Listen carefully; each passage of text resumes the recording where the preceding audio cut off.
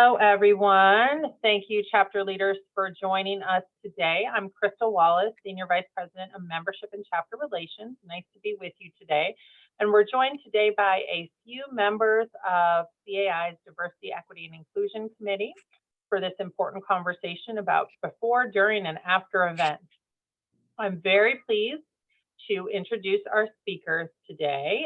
Alexis Firehawk, Esquire from Arizona. Augusta Shaw, Esquire, CAI from Arizona.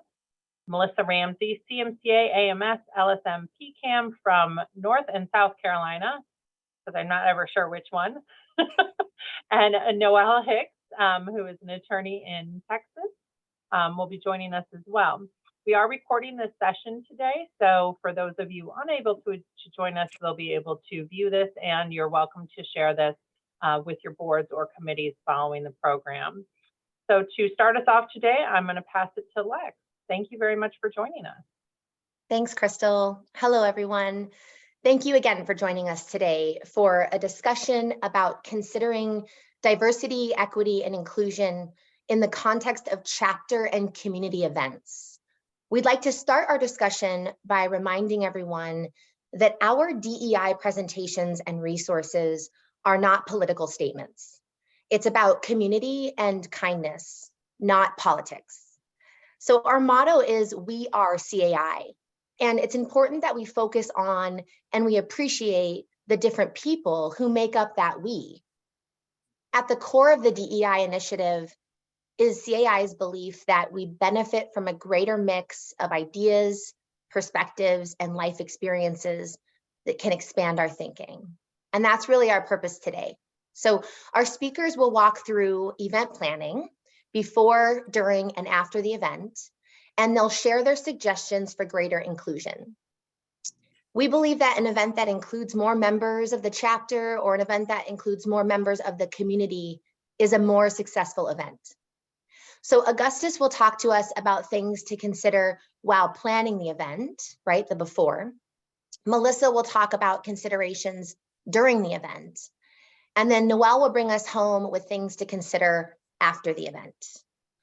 For our format today, after each of these three sections, we'll pause for your questions and we'll encourage you to comment on the information that we've shared and also to contribute any other ideas that may come up for you, or please to share your strategies that have actually worked for you during your chapter and community events. So let's go ahead and get started. I'll pass it off to Augustus for before the event, things to consider while planning. Good morning / afternoon, everyone. It's still morning here in Arizona where I join you from. First of all, I'd like to thank all of you for attending this very important discussion that we're going to have. I hope that you'll benefit from it and you'll get some very, very good information. I'd also like to pass along from the College of Community Association Lawyers Board of Governors, to which I am a member, their thanks for you attending this matter as well. We talked about this particular program at our last Board of Governors meeting, and I was able to glean some very good information from the members of the Board of Governors that I'll be adding to my part of the presentation. So greetings from the CAI Board of Governors as well. So my part in this discussion is to talk about how to better consider diversity, equity, and inclusion when you are planning an event. And what I'd like to do is I'd like to hopefully highlight some topics, again, that sometimes aren't considered when we're event planning. There are a myriad of reasons why we plan events, for fundraisers, for educational purposes, and things of that nature. But in all event planning, we should always key in on ensuring that we have an opportunity for as many people to attend our events as possible. That's always the goal, right? We always want to have as many people attend. And so hopefully I'll be able to provide to you some simple thoughts that you can consider that will open up the floodgates and allow more people to not only attend your event, but to feel comfortable attending the event. So when you're thinking about planning for an event, you always think about the event date and time, right? You want to schedule the date, you want to schedule the time. And usually when I'm scheduling events, that's one of the most difficult aspects of scheduling the event is juggling the calendar. But when it comes to diversity, equity, and inclusion, one of the considerations that you want to look at when establishing the date and time for the event is take a look at religious holidays while you're looking at planning the event. One of the topics that we discussed at the CAI Board of Governors meeting is one of the local chapter legal seminars that they hold every year was being held during a Jewish holiday. And so there's been discussions about, is that proper? Are we limiting the ability for some of our members to attend because this seminar is being held during a Jewish holiday? So just be cognizant of holding events during religious holidays, such as Rosh Hashanah, Ramadan, which is what we're currently in Ramadan now. We're looking forward to Good Friday. Diwali, one of my favorite events, will be occurring soon. Just take a look and be cognizant of trying to accommodate your event and the time of your event for religious holidays and things of that nature. Another example that I recently ran into was Ash Wednesday, where there was a lunch seminar that was being held on Ash Wednesday, and a lot of people could not attend that seminar because they were observing the religious holiday. The next thing that we consider when we're looking at planning for events is, are we going to have a theme? Especially if we're doing a party style event or a fundraising style event. And the comment in regard to theme events is simply just be cognizant of the theme and how the theme could be perceived by various actors. Sometimes we may look at our themes and not understand or not have researched the history or the subtleties or subtext behind the theme. And so we do want to be cognizant of that. What I suggest, because we live in the wonderful world of Google, is if you're going to have an event, Google it. Just Google the theme of the event and see what you get back from Google. And if you get back some articles or things of that nature that tend to show that the event theme or the event title, not to say would be problematic, but would be concerning, you might want to take a look at that. Event. The next thing that we look at when we're looking at events is we're looking at event speakers. And this is an important one near and dear to my heart, being a member of the Board of Governors for CAI and having been a person that has participated in a number of seminars over the years. Always try to diversify your speaker profile. While we all know that we have certain go-to speakers that are just great, they're awesome, we know that they're going to do a great job, we know that they're going to be informative, it is still a really good idea to diversify that list and take a look at people within the organization and outside of the organization. The more diverse voices that we hear across all spectrums, the more opportunity we have to internalize what we're hearing. So always when you're looking at an event and you're looking at event speakers, try not to again, it really is tempting, but try not to use the same old superstars, but try to look for new and differing voices that may add value to the event. So we've looked at speakers, we've looked at the time of the event, the date of the event, the theme of the event. Now let's look at the event space. And in this scenario, we want to just make sure that the space that we are having our events will be accessible to everyone. So, for example, I've been involved in a couple of events that have been held in parks, right? And so having an event in a park may not be totally accessible to those who have mobility issues. The grass could be uneven, things of that nature. Also, as far as events, now that we're starting to come back from the pandemic, and we are starting to hold events in hotels and things of that nature again, let's make sure that the event space is, again, able to accommodate everyone that would potentially want to attend the event. Some things to consider would be mobility issues, to make sure the event space is accessible to those with mobility issues, to make sure that the event has the ability to accommodate those with hearing concerns and with sight concerns. Maybe setting up some viewing points that would allow those with sight issues to better participate in the event, or providing hearing assistance to those who may require that so that they can better participate in the event as well. Again, sometimes we get so excited about an event space. Wow, this wonderful event space has finally opened up and everyone is really excited to have an event here.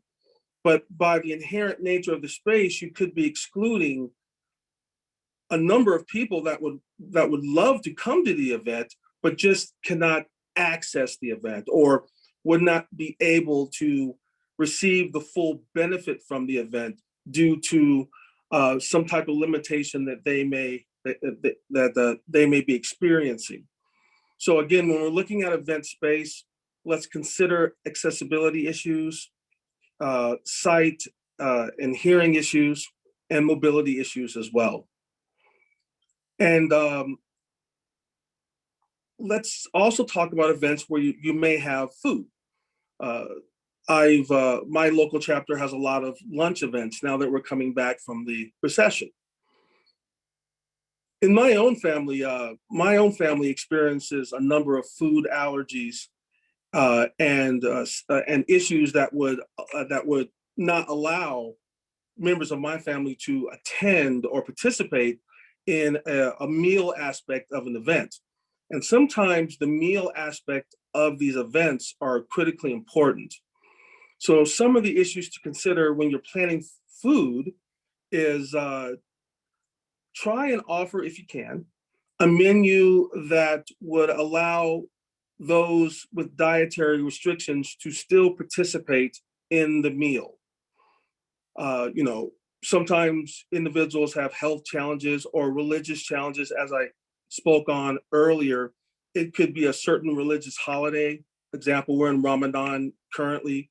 And so those of the Islamic faith that are participating in Ramadan are fasting now.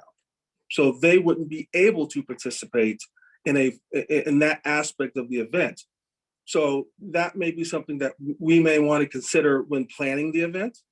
Hey, it's Ramadan. We may want to consider not having a food aspect to this event, or at least understanding and being knowledgeable about the holiday to ensure that we make those people that are celebrating that holiday feel comfortable and not feel excluded because they're not able to partake in a meal during this significant time in their religion. And there still may be just simply personal choices. It may not be dietary, it may not be religious, it still may be personal. But we do, when we are considering food, want to provide options to individuals so that they can participate in the meal. One of the most significant events in human interaction is participating in a meal. It's the foundation of many religious events and cultural norms that we have. And so again, being knowledgeable about inclusion, especially when it comes to the sharing of a meal, is very critical to making people feel comfortable and further enjoying the event. The last thing I'd like to talk about is the invitation for the event. So, you know, we've planned it, we got a space, we got a meal, we have a theme, we have a speaker. Now we're going to advertise this event. Now, of course, we want to make sure that our invitation is inviting to all people, so that we can ensure that we will receive the highest number of attendees at the event. So a couple of suggestions are, make sure that if you're going to offer a meal at your event, in your invitation notice or on your website or on your email blast, make sure to have some language there regarding dietary needs, or at least invite participants to communicate with you regarding any special dietary needs that they may have. Again, this shows that the event that you're planning is welcoming, and that the event that you're planning desires to ensure that as many people can attend the event as possible. You also want to have some information, or at least invite potential attendees to discuss with you mobility access issues regarding hearing and sight. Just have a little language in the invitation or notice that says, hey, if you'd like an accommodation for a specific need, please feel free to contact us. We would love to accommodate you. Again, when people see that, they'll say, okay, you know, I don't have to worry about my trying to develop my own accommodation, or I don't have to worry, or I don't have to exclude myself from attending, because there will be options regarding mobility, hearing, and sight issues. You know, most events, you know, won't necessarily have a dress code, but if your event does have a dress code, just try your best to have that dress code be gender neutral. You know, try to use appropriate gender neutral terms such as business casual or sports attire, and just attempt to convey a uniform aspect when it comes to dress codes. And finally, I'd like to just finally address how individuals can register for the event. So in the invitation, there could be a registration tab that says, register yourself +1. I always suggest that you, if you're going to allow people to register themselves and a guest, simply say, please register yourself and a guest. That's a very welcoming term that hopefully will expand the number of people attending the event. Oh, I do have one more issue, my apologies. If you're going to have pictures in your notice or event, please ensure that the pictures reference a diverse background.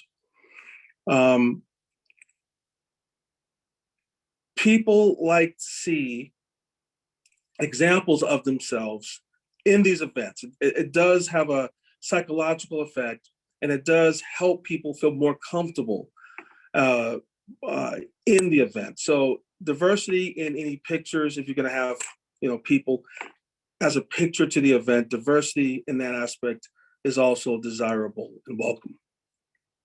Thank you, Augustus. Did I go over? Sorry. No, not at all. Not at all. These are awesome thoughts. So, you know, just to sort of echo what you said, what's come up for me a lot is really around hearing accessibility. That, you know, you get speakers that come in and they say, I don't need a microphone, right? And it's not about the speaker's capabilities. It's about the ability of folks to be able to hear.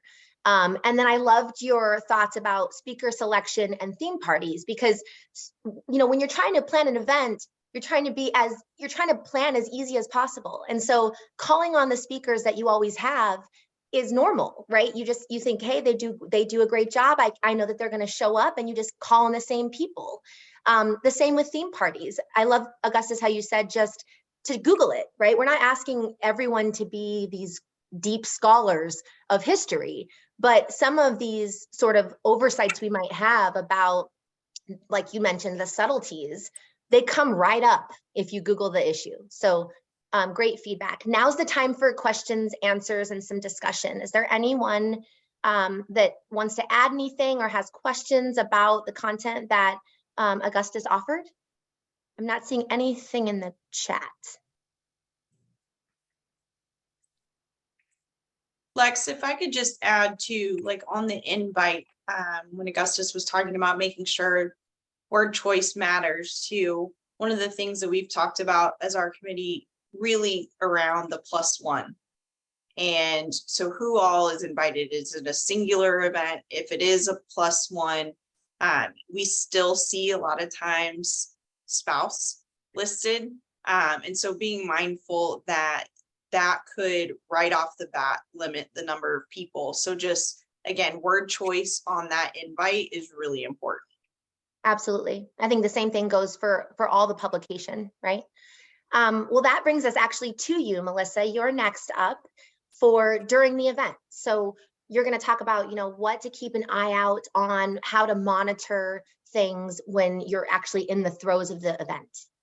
Because we all love a party, right? Like, we all want to show up, have a good time, and participate. But as the planners of the event, we need to be more mindful as to the overall crowd and making sure that from this analogy that we utilize, diversity is being invited to the party, equity is having the accessibility ramp to the door, and inclusion is being asked to dance or offered refreshments, because we want everyone to feel a part of it and invited. And going back to what Lex said, we are CAI. And so by having that mindset going into the event, you're making sure that people are assigned the responsibility. Because if you don't designate someone to take on certain roles, it can easily get lost. You get distracted. You end up in a side conversation, or the caterer forgets a part of the food choice and you're scrambling. And so having enough volunteers who are helping you during the event to ensure that everyone feels like they belong there. And that's the goal, is making sure that as soon as someone comes in, they feel welcomed and that you're greeting them. One thing to keep in mind in that welcoming, and I know CAI is great with it, but do you have name tags? And what do the name tags say? Being mindful and caution around the Mr. and Mrs., or is it a miss? You don't want to assume something that is incorrect. So what are the name tags and how are they being distributed? And then once the event starts kicking off, a sound check. I mean, we talked a lot about making sure someone has a microphone, but are the microphones working? And can you hear everyone across the room? So having someone who's more, engaging in that function. Someone else who's just keeping an eye and floating around to see, does everyone look like they're having a good time? Or, is someone in the corner and just maybe they've had a bad day, but they just need someone to engage with them to kind of have that relaxing moment before they can fully enjoy the party. And so having those different assignments, if you will, to make sure that you're aware of the different things, spot checking the food, is something running out, or maybe no one's touching something. And to Augustus's point, maybe it was around a holiday that you were not aware of. And so maybe you need to remove the platter of food off the table. Another thing that I think a lot of times we forget is have backup supplies to that theme. So we all get the invite, we forget there's a theme to it, or we're running from another meeting, or that you have managers coming in to participate in something and it's in the middle of the day. Do they have that St. Patty's Day headband in their car? Probably not. So do you have extra supplies that you can give them to say, here's your green, or, here's a fun hat that you can wear for the day? just again, so that way they feel a part of it. I will totally own the fact that not just 2 weeks ago, I think it was, I missed the part that it was St. Patrick's Day that week. And so I walk into a room, everyone is in green but me.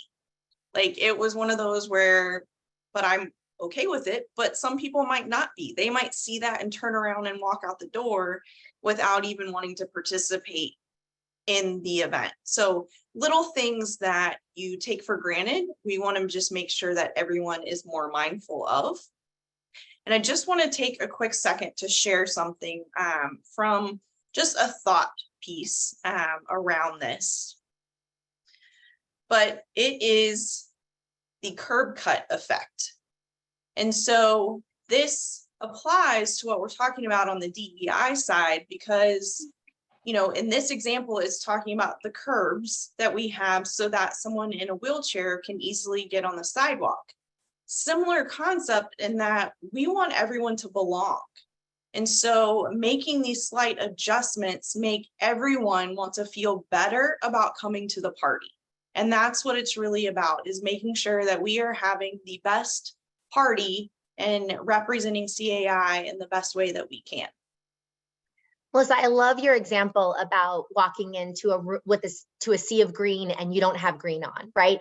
You know, so many times when we're planning an event, we put so much energy into the planning part, and the event comes and we just want to sit back and drink our punch and be part of the event, right?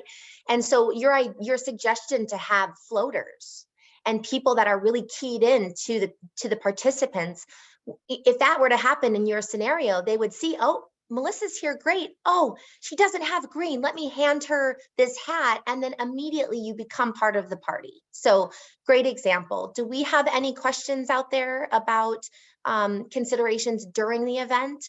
Or is there anyone else that has suggestions about things maybe that they do that helps with inclusion during events? In some of the organizations that I'm in, we'll have sort of like a welcome committee. So we'll print out the register of folks and everyone will sort of take one on, right? So that when they walk through the door, they're in charge of you know, welcoming the person, pointing out where the food is, letting them know, hey, we're gonna get started in 10 minutes. And again, it's just really about making sure that the folks that show up are participating. So we'll move into the last part of our discussion, and this is after the event. So it's a debrief and communication. Noelle, take it away. Thank you so much, Lex. So now that we have planned our perfect and most inclusive community event ever, the event's over, there are a couple of things that you can do to kind of check yourself, so to speak. Of course, our goal in planning community events is to make something that's fun. It's something that's well attended as well. But this has also got to be something that everyone in the community feels like they were included. But we have to look back and just kind of think, did we do that? Ask ourselves that question, did we do that? And sometimes, despite our best efforts, we can miss something important. So how can you follow up? But also, how can you ensure the way the event is reflected shows the full gambit of attendees, the food, the decor, et cetera? So Augustus touched on this a little bit earlier, but pictures are a really good way for us to kind of check ourselves. The same way that you want to post pictures prior to an event to kind of garner that attention and that support, you want to post pictures after the event because that's really important too. And we make this recommendation because we want to make sure that we are capturing the event, right? We want to capture as many attendees as possible. And like I mentioned, the food, really every aspect of the event. That way you can look back at those pictures and catch something that you might have missed. But also, if the association has a newsletter or a website, then you can post pictures of the event and all of the attendees so everyone gets an opportunity to see how much fun the event was. But Augustus mentioned this earlier too, representation is really, really important. So when people view the pictures of the event that was held in the community, so even if they may not have attended, they might benefit from seeing that representation in those pictures. And then maybe they'll feel more comfortable attending the event in the future. Another idea that we have, or another recommendation that we have, is just to kind of do a recap of the event. You know, sit down and go over the things that went right and the things that went wrong. We aren't suggesting that you beat yourself up over something that didn't go quite right, but you definitely could make a list of, you know, rights and wrongs. that will kind of help you determine what you should keep in the rotation or what needs to be adjusted for the next time you have an event. Keeping in mind that, again, this is not meant to beat yourself up over, but just something to help you to improve in the future. And then finally, one of the really important aspects of debriefing and communication after an event is to poll the community and get their feedback on whether or not the event was successful. One of the best ways to do that is really to submit a survey to all of the owners, perhaps a 3 to 5 minute question survey, something that doesn't take up too much of their time. Maybe give them a little opportunity to share their feedback in like a paragraph form or something like that. But it does give owners that opportunity to have the input on what the community does. And it empowers them to have a say in like the everyday dealings of the community. That is actually another really good way to get people engaged in what's going on in the community. I might recommend that the survey also be posted on the community's website. I mentioned emailing it in a newsletter or something like that, so it gets as much coverage to the community as possible so people will actually respond to it. And then in addition to actually sending out the survey, I would say, and this is with discretion, obviously, at the next board meeting following the date of the event, perhaps have a homeowner forum to allow owners to provide their feedback. This is something that could potentially go off the rails, so you want to be careful about, having the homeowner forum. But and the survey is probably the safer idea, but either way, you want to allow owners to have that buy-in to what's going on in the community, so that not only do they feel like they're helping, but then possibly they can provide you with more ideas or more ways to make it so that this is the most inclusive series of events that you have. Those are awesome suggestions, Noelle. Thank you so much. So often we put this energy in and then the event's done and we're like, whew, it's done, on to the next thing, right? And you miss the opportunity to reflect and make the next one even better, right? So it's not just finding what went wrong, it's finding what went right. And then the other great point you made in terms of not taking an opportunity to further engage, right? We do events because we want engagement. And so you have another opportunity to engage in the whole debriefing process. So do we have any questions out there in terms of post-event operations, or are there any other suggestions from the attendees?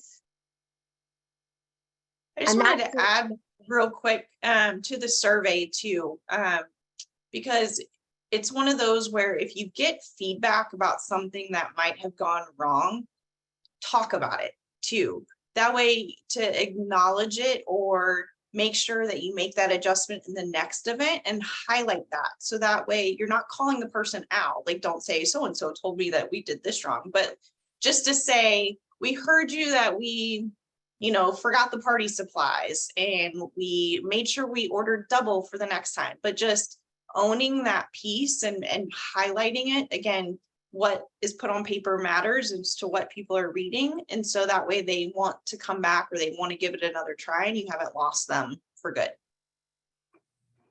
Alexis, may I add something as well? Yes, please. As someone who does a lot of speaking at these types of events, I do think in that survey it's very important to have a question regarding the speaker. Was the speaker effective? Did the speaker communicate well? Did the speaker live up to your anticipation or to your expectations? And then share that with the speaker. I always say, I can't get better if I don't know where my deficiencies are. So I would suggest that in that survey, just if you have a speaker, include the speaker and then share that with the speaker so that the speaker can improve as well. And again, even if you receive a very negative comment regarding the survey, take it as an opportunity to grow and an opportunity to better serve your clients and the people that you're serving.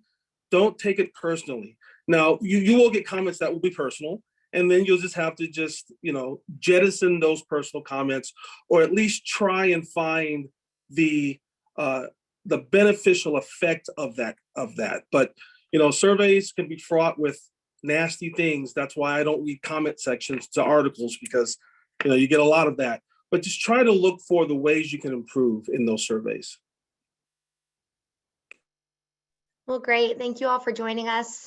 We want this conversation to continue. So I know that this is a recorded session. It'll be circulated.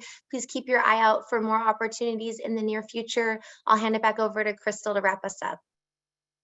Thank you, Lex, Noelle, Augustus, and Melissa. Really great information.